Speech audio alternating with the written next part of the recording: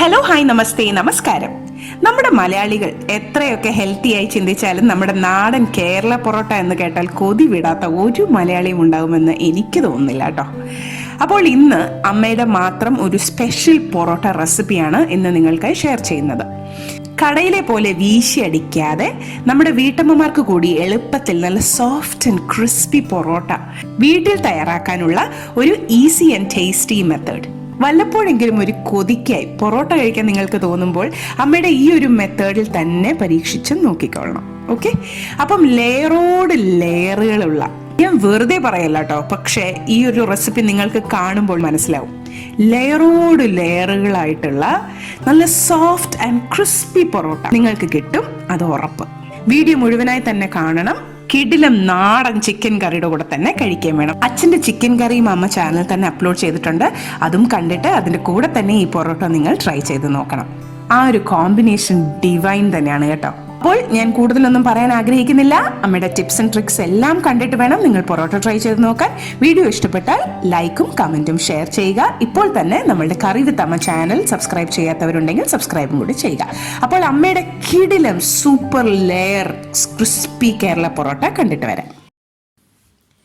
ഈ പൊറോട്ട തയ്യാറാക്കാനായിട്ട് ഞാൻ 1 കിലോ മൈദയാണ് എടുത്തിട്ടുള്ളത്. കപ്പളവ് പറഞ്ഞാൽ ഒരു 240 ml കപ്പിൽ 7 കപ്പ് മൈദ ഉണ്ട് കേട്ടോ. ഇതിന് നമുക്കൊന്ന് കുഴച്ചെടുക്കണം. നടുവിലായിട്ട് നമുക്കൊരു കുഴി ഒന്ന് ഉണ്ടാക്കിയെടുക്കാം. അതിലോട്ട് 1 ടീസ്പൂൺ ഉപ്പ് ചേർക്കുന്നുണ്ട്. 2 ടേബിൾ സ്പൂൺ പഞ്ചസാര കൂടി ചേർത്ത് കൊടുക്കാം. അതായത് 1/2 കിലോ മൈദയ്ക്ക് 1 ടേബിൾ സ്പൂൺ പഞ്ചസാര എന്ന കണക്കിനാണ് നമ്മൾ ചേർത്ത് കൊടുക്കുന്നത്. പഞ്ചസാര ഇങ്ങനെ ചേർക്കുമ്പോൾ ഒരു ചെറിയ മധുരവും കിട്ടും, കൂടാതെ നല്ല ഒരു കളറും നമുക്ക് പൊറോട്ടയ്ക്ക് കിട്ടും. എന്ന് വെച്ച് പഞ്ചസാരയുടെ അളവ് കൂടി പോകാനും പാടില്ല. ഇനി കൈകൊണ്ട് തന്നെ നന്നായിട്ട് പൊടിയിലേക്ക് അങ്ങ് മിക്സ് ആക്കി എടുക്കാം. വീണ്ടും നമുക്കിതിൻ്റെ നടുവിലായിട്ട് ഒരു വെല്ലൊന്ന് ഉണ്ടാക്കിയെടുക്കാം.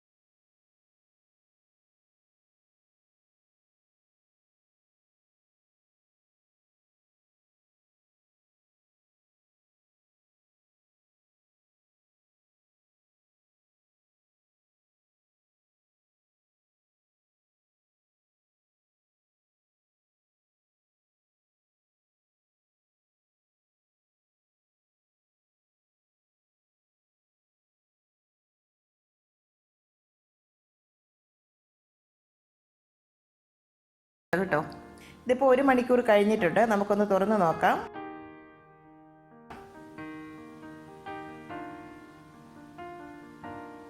കണ്ടില്ലേ, ഇതിപ്പം മാവ് നല്ല സോഫ്റ്റ് ആയിട്ടുണ്ട്. പൊടിയിലേക്ക് മാക്സിമം വെള്ളമൊക്കെ അബ്സോർബ് ചെയ്തിട്ടുണ്ട്. ആ ഗ്ലൂട്ടനൊക്കെ റിലീസായി വന്നിട്ടുണ്ട്. ഇനി നമുക്കിതൊരു ക്ലീൻ ആയിട്ടുള്ള കൗണ്ടർ ടോപ്പിലേക്ക് നമുക്ക് മാറ്റാം.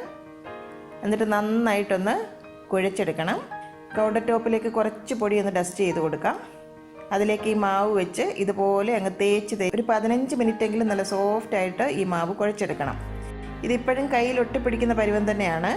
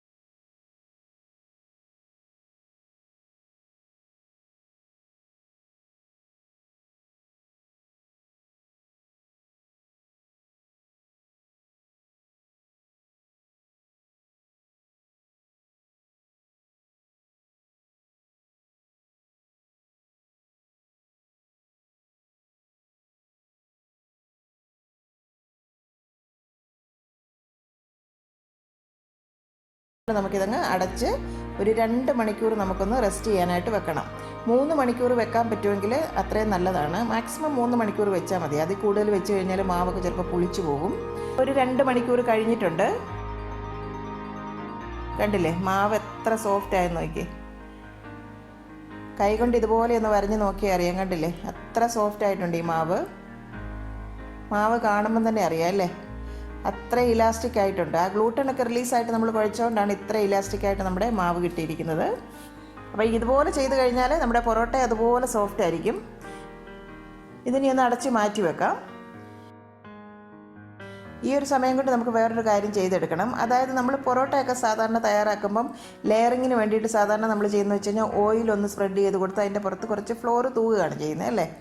എന്നാൽ ഞാനിപ്പോൾ ഇവിടെ ചെയ്യുന്നത് മൈദ മാവും ഓയിലും കൂടെ ചേർത്തിട്ട് ഒരു പേസ്റ്റ് ആക്കുകയാണ്. ആ പേസ്റ്റാണ് ലെയറിങ്ങിന് വേണ്ടിയിട്ട് നമ്മൾ ചെയ്ത് കൊടുക്കുന്നത്.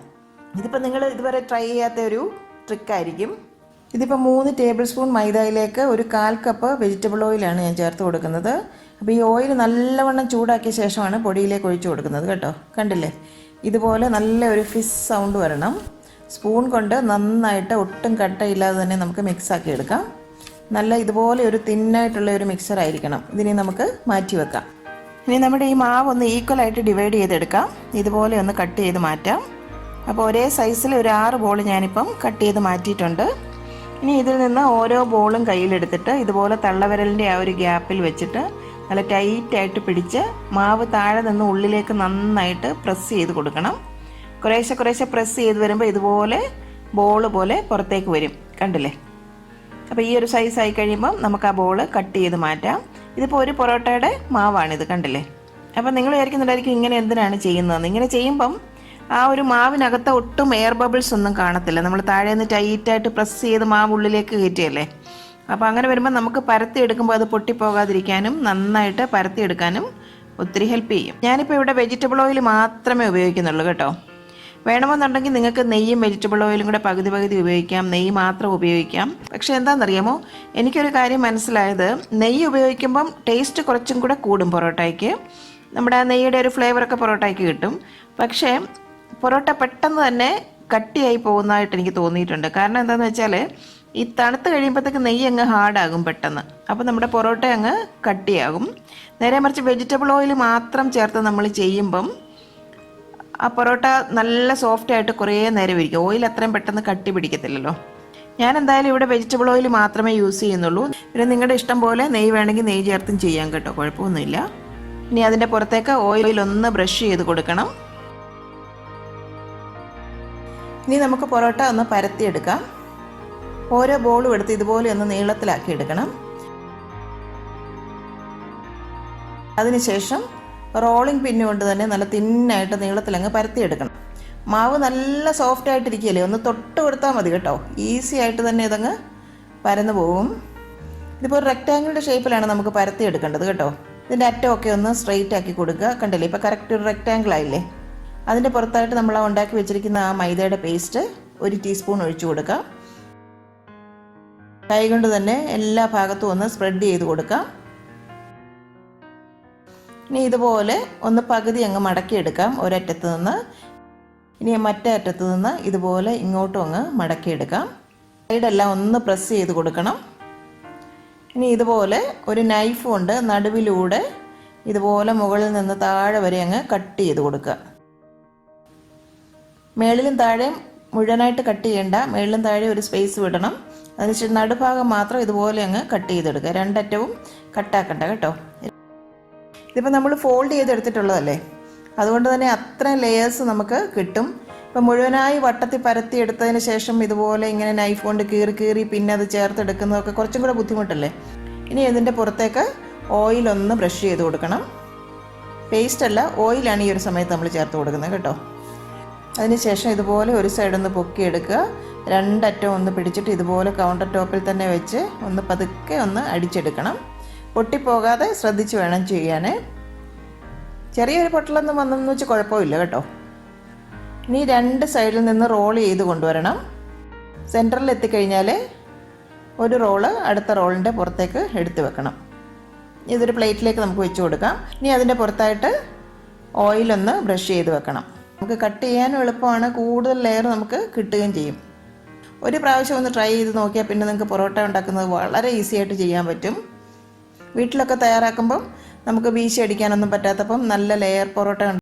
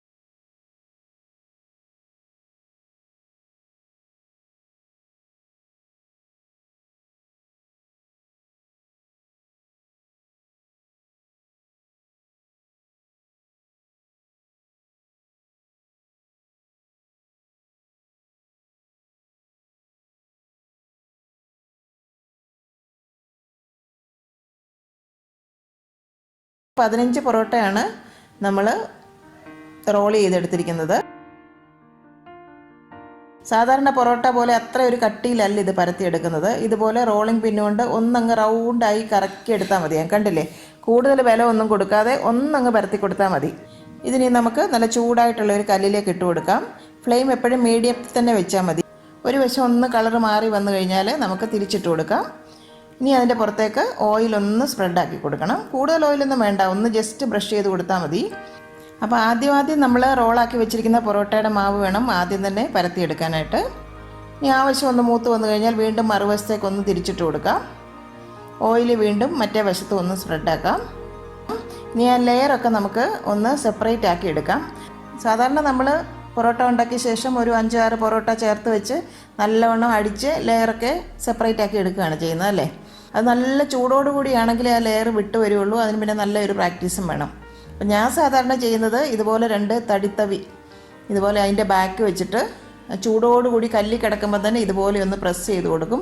അപ്പോൾ ഈ കല്ലി കിടന്ന് തന്നെ അതിൻ്റെ ലെയറൊക്കെ നന്നായിട്ട് സെപ്പറേറ്റ് ആയി വരും. അപ്പോൾ ഇതുപോലെ ചൂടോടുകൂടി തന്നെ ഞാനൊന്ന് ലെയർ സെപ്പറേറ്റ് ചെയ്ത് വെക്കാറുണ്ട് എപ്പോഴും.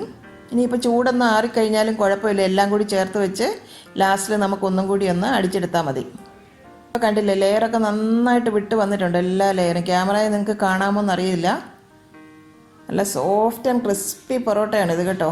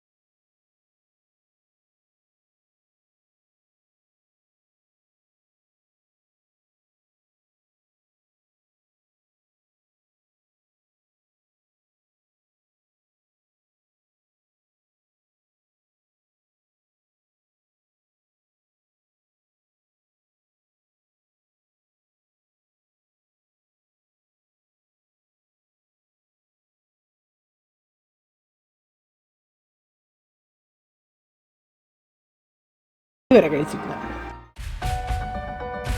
എൻ്റെ അമ്മയുടെ ഇന്നത്തെ ഈ റെസിപ്പി നിങ്ങൾക്ക് ഇഷ്ടമായെങ്കിൽ ഈ വീഡിയോ നിങ്ങൾ തീർച്ചയായും ലൈക്ക് ചെയ്ത് ഷെയർ ചെയ്ത് ഞങ്ങളെ സപ്പോർട്ട് ചെയ്യണം. ഒപ്പം തന്നെ കറി വിത്ത് അമ്മ സബ്സ്ക്രൈബ് ചെയ്യാനും ബെൽ ഐക്കൺ ക്ലിക്ക് ചെയ്യാനും മറക്കരുത്. പെട്ടെന്ന് തന്നെ ഞാനും അമ്മയും മറ്റൊരു റെസിപ്പിയുമായി എത്തും. അതുവരേക്കും നന്ദി, ഗുഡ് ബൈ.